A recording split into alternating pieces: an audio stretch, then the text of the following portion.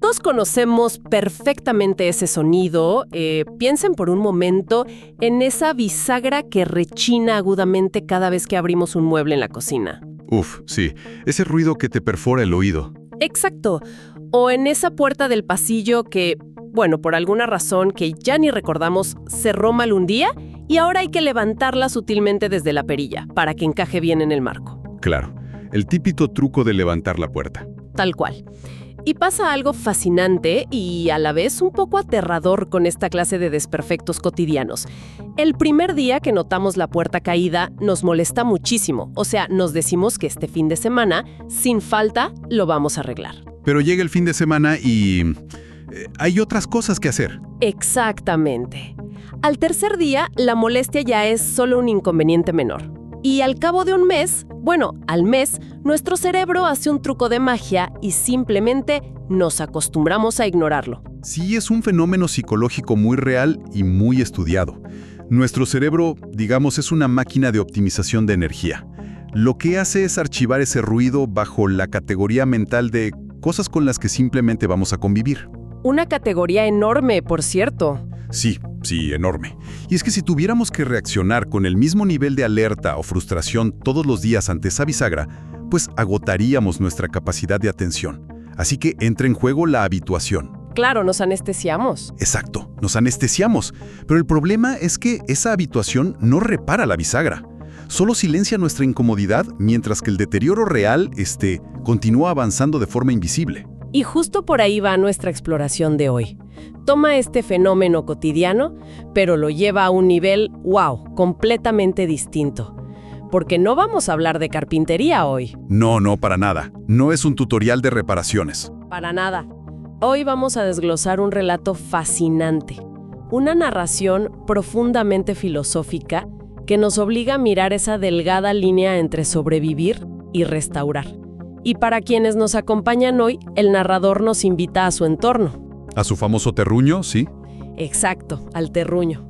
Un espacio rural donde el reloj funciona a otra velocidad, muy lejos de estas urgencias histéricas de la ciudad. Y es el escenario perfecto para este análisis. Porque en el campo, el tiempo no se consume rápido. Se mastica lentamente al ritmo del sol, de los elementos.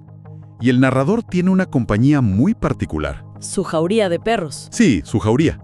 Pero el relato nos pide explícitamente que no los veamos como simples mascotas.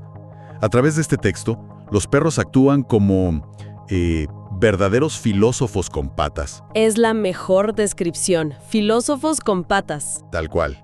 Cada uno representa una postura diferente ante la vida, el deterioro y la supervivencia. Y a lo largo de esta inmersión profunda, iremos viendo cómo la mirada de estos animales le ayuda al narrador a articular lo que él llama la doctrina del parche. La doctrina del parche. ¡Uf! ¡Qué concepto tan potente! Y el objetivo hoy es entender cómo esa doctrina gobierna mucho más que solo nuestras casas. Así que situámonos en la escena para arrancar. A ver. Es febrero en el terruño. Hace un calor que castiga, un calor reseco, denso. Pero este calor viene precedido por unas lluvias inusuales. Esas tormentas fuera de temporada que dejan todo saturado de humedad, ¿no? Exactamente. Esa humedad penetra en la madera y luego, con el calor extremo, la madera se hincha, se deforma y cede.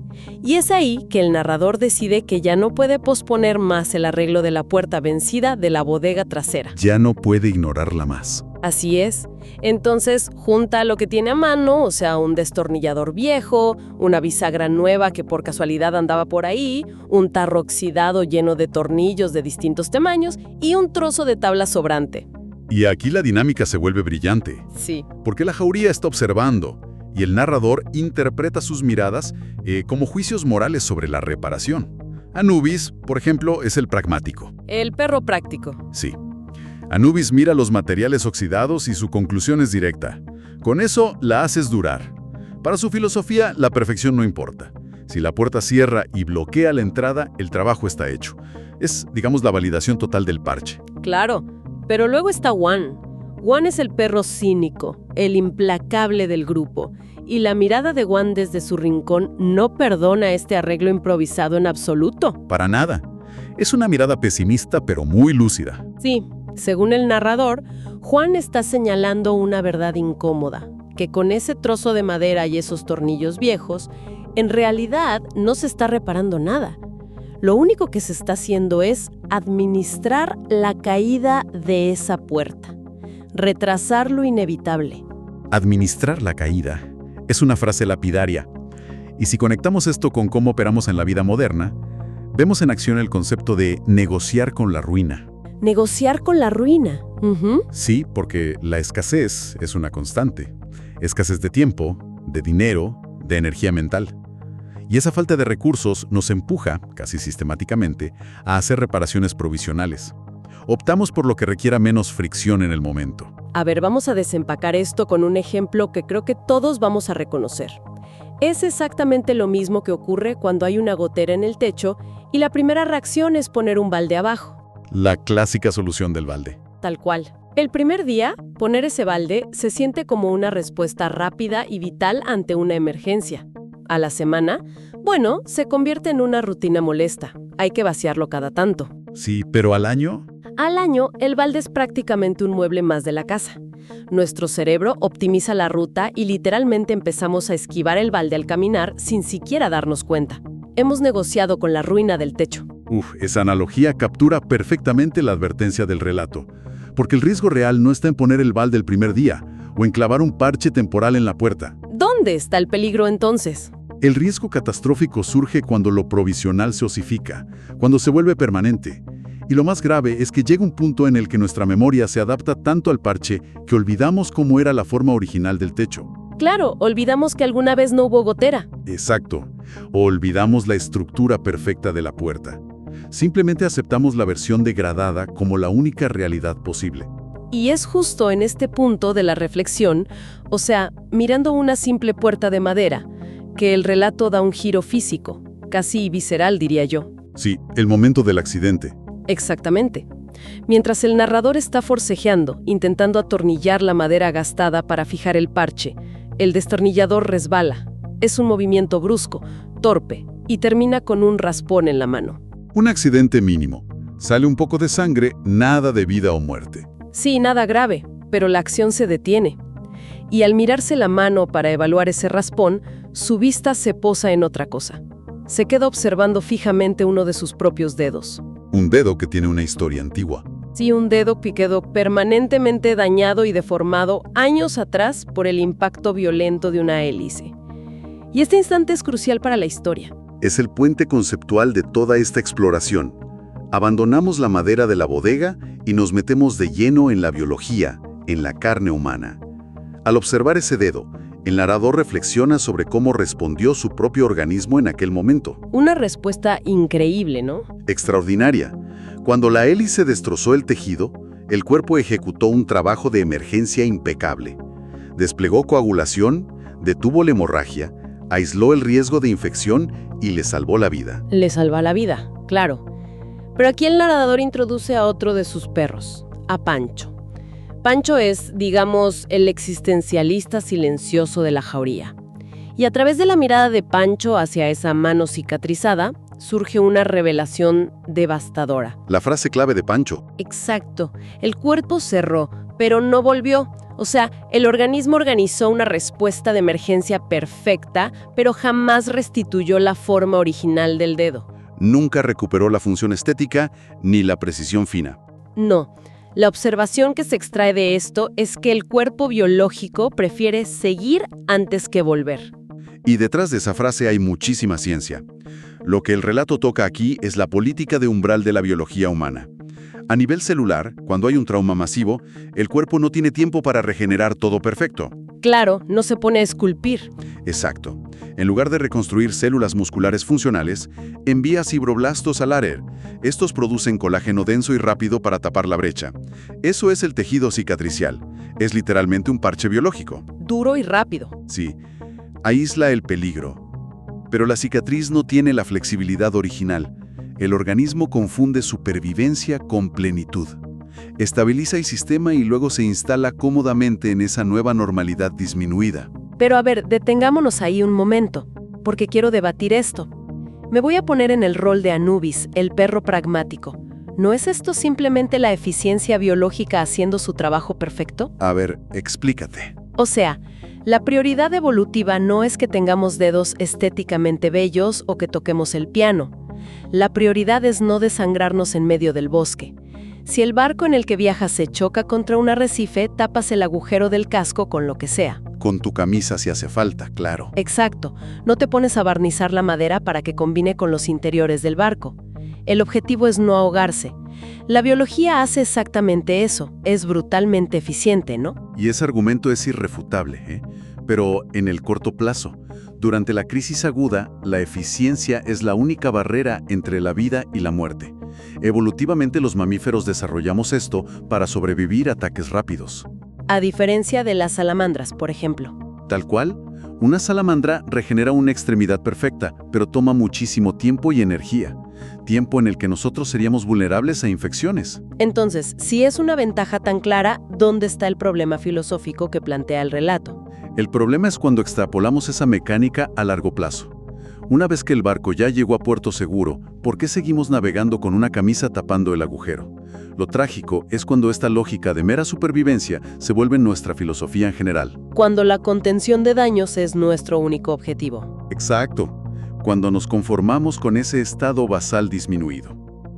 Y el relato nos lleva magistralmente de esta reflexión sobre un dedo hacia el ejemplo más desolador que tenemos como sociedad. ¿Cómo abordamos la vejez? Es un golpe de realidad muy duro en la narración. A partir de esa mano mal reparada, el narrador recuerda a Don Maucho, un personaje que encarna todo este concepto. Don Maucho, sí, es casi un símbolo histórico en el texto. Hablamos de un antiguo minero, un hombre de trabajo pesado, sobreviviente del exilio y de la prisión en el desierto. Un cuerpo atravesado por la dureza del clima y de la vida, realmente. Y después de sobrevivir a fuerzas que destruirían a cualquiera, Don Maucho pasó sus últimos años en el terruño, pero con la mitad del cuerpo paralizada por un accidente. El texto describe cómo arrastraba una cojera pesada y cómo arrastraba también una soledad inmensa, ahogando en alcohol historias demasiado grandes. Y claro, sobrevivió, sí, pero la sociedad lo sostuvo apenas a medias. Fue mantenido, pero jamás reparado. Y esa es la crítica más punzante hacia nuestra estructura social. Al observar a Don Maucho, nos damos cuenta de que tratamos a las personas mayores con la misma lógica que usamos para la puerta de la bodega. Les ponemos un parche. Exacto. Nos aseguramos de que tengan un techo para que no se mojen, que reciban comida, que tengan sus medicinas para la presión o el dolor. Y al marcar esas casillas básicas, nos convencemos de que estamos cuidando. Cuando en realidad los estamos abandonando en su dignidad. Les damos mantenimiento para evitar un colapso, pero renunciamos a restaurar su vitalidad o su propósito. Esa confusión entre cuidado y contención es escalofriante. Es como... imaginemos que tenemos un vehículo clásico maravilloso, con una historia increíble. Pero mes a mes solo le echamos el aceite mínimo, indispensable para que el motor no explote. Solo para que prenda. Sí. Y al hacer eso, asumimos por decreto que ese automóvil jamás volverá a salir a la autopista. Lo condenamos a quedarse encendido a duras penas en el fondo de un garaje oscuro. Aceptamos la degradación como una ley inalterable. Y esa renuncia cultural la disfrazamos con palabras amables. Decimos cosas como que hay que aceptar el ciclo natural de la vida. Pero a menudo lo que hacemos es aceptar prematuramente el deterioro. Es una claudicación. Totalmente. Nos convencemos de que la decadencia progresiva y dolorosa es el único destino válido para la biología. Llegar a esta conclusión no es nada fácil. Y después de sostener todo este peso filosófico bajo la luz del sol, las crónicas nos llevan hacia el final del día. Al atardecer. Cae la noche en el terruño. El trabajo físico de intentar arreglar la puerta ha terminado, se han guardado las herramientas, pero la profunda incomodidad que generaron estas ideas exige algún tipo de conclusión. Hay que cerrar el debate. Así es. La jauría y el narrador se reúnen alrededor del calor del fogón. Y allí, mirando las llamas, el debate se vuelca hacia el origen mismo de esta regla. El porqué de todo. Exacto. ¿Por qué la materia, la vida celular y el espíritu humano se esfuerzan con tanta tenacidad en continuar existiendo, en aguantar a toda costa, y muestran tan poco interés en restituirse por completo? Y es súper interesante porque alrededor del fuego surgen respuestas fascinantes desde distintas epistemologías. Se hace referencia, por ejemplo, a los paradigmas de saberes antiguos, como la medicina tradicional china. Ah, qué buen contraste. Claro, porque a diferencia de la medicina occidental, que a menudo percibe el cuerpo biológico como una máquina compuesta de piezas aisladas e intercambiables, la visión oriental entendía el organismo como un ecosistema complejo. Todo conectado. Flujos de energía, ritmos y equilibrios interconectados. En esa visión sistémica, si un flujo se estanca o se parcha mal, no es solo una pieza la que sufre, es la integridad de todo el ecosistema la que se degrada. Y Juan y Pancho llevan esta reflexión aún más lejos, rozando casi, digamos, una conspiración metafísica. Me encanta esa parte. Sugieren una sospecha inquietante.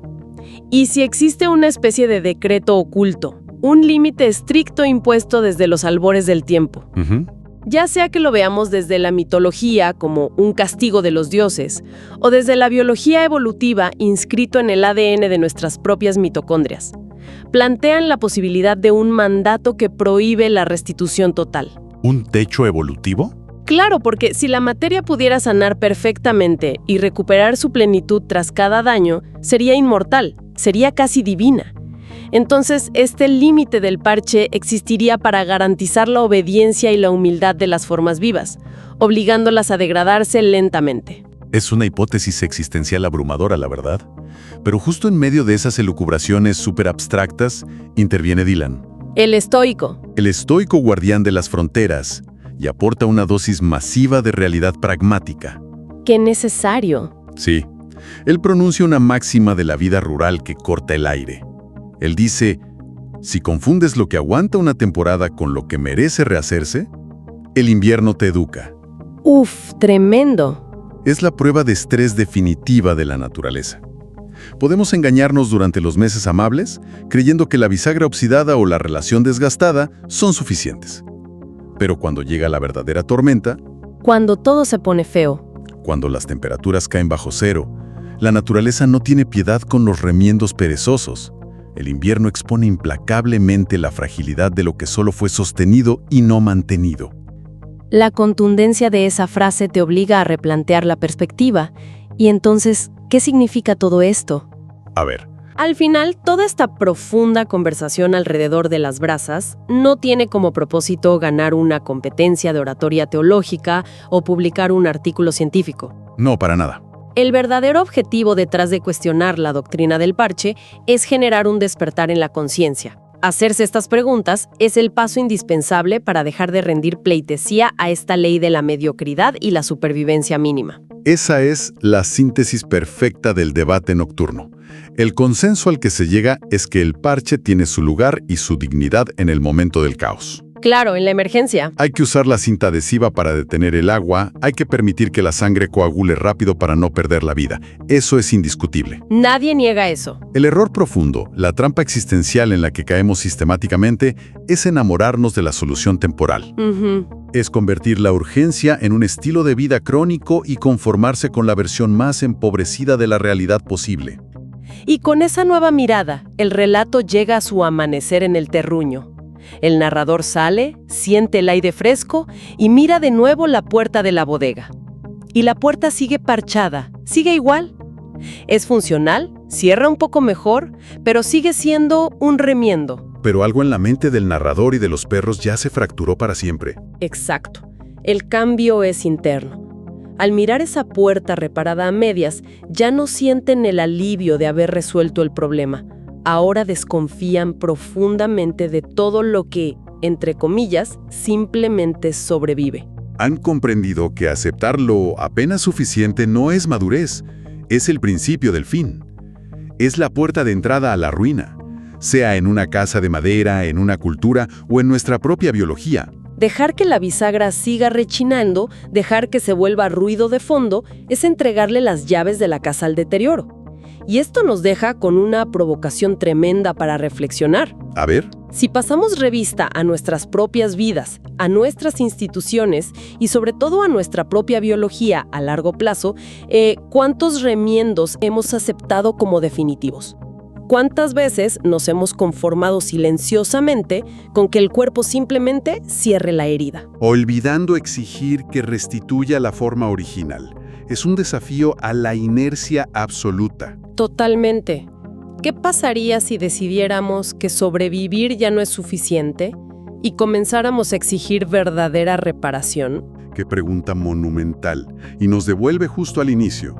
La próxima vez que escuchemos esa bisagra rechinar, o esa pequeña molestia crónica en el cuerpo, ojalá no la veamos como una gotera esperando su balde, Sino como una advertencia urgente, una invitación a dejar de administrar nuestra caída y empezar a restaurar.